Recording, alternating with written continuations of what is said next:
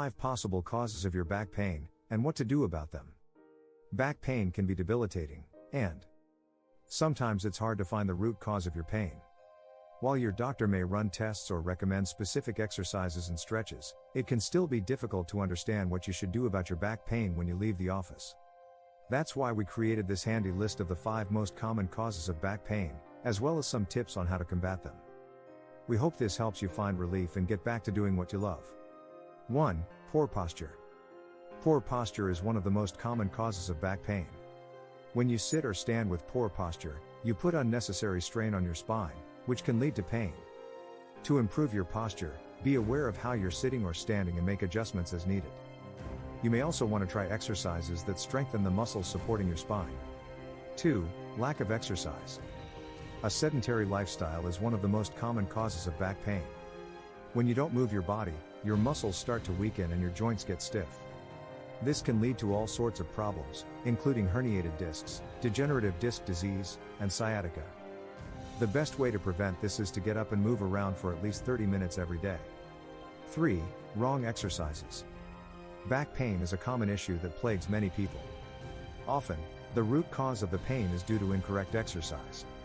Here are 3 exercises that could be causing your back pain, and what you can do about them. 1. Exercises that load the spine excessively. These include sit-ups, leg lifts, and even some Pilates exercises. If you feel your lower back straining when doing these exercises, discontinue them immediately. Otherwise, it will only get worse as time goes on. There are plenty of other exercises that can strengthen your core without putting undue pressure on your spine.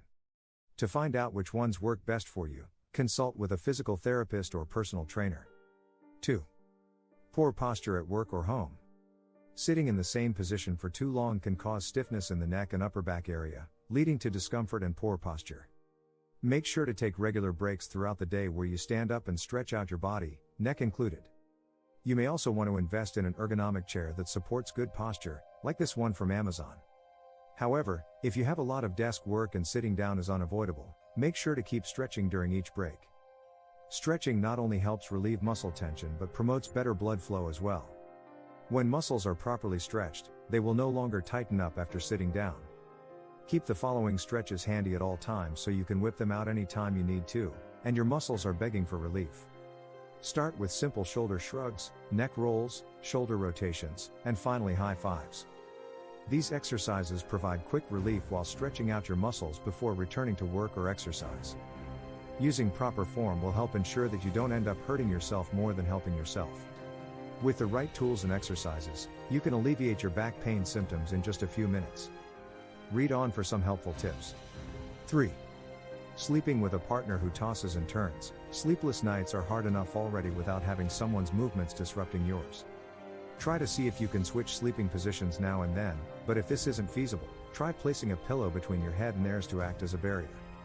It's difficult sometimes though to convince someone else that they're being disruptive when we're the ones experiencing the sleep deprivation, so be prepared for the opposition. Next, there are 3 things you should never do before bed. First off, avoid eating anything over 6 hours before going to bed. This includes caffeine products as well as anything containing sugar. Caffeine takes 6 hours to fully leave your system, and there is nothing worse than lying awake with a stomach full of jitters. Next, stay away from screens such as TVs and computers for at least 1 hour before going to bed. This includes cell phones too. They emit blue light that tricks the brain into thinking it is still daytime, thereby making you unable to fall asleep. This can be especially detrimental if you tend to scroll through your phone or watch TV before bed, as the increased exposure to blue light will only worsen your insomnia. Finally, be careful with how much water you drink before bed. Drinking too much water right before bedtime can lead to interrupted sleep because of frequent trips to the bathroom. Too much water can also cause you to wake up in the middle of the night because of a full bladder. Aim for at least 2 hours before bedtime and only drink enough to quench your thirst. If you're thirsty and you're in bed, you are likely dehydrated. Lastly, always set your alarm at least a half hour before bed to give yourself time to prepare for sleep. Your body will start winding down and releasing melatonin if you allow it to gradually transition from the external world to the inner one.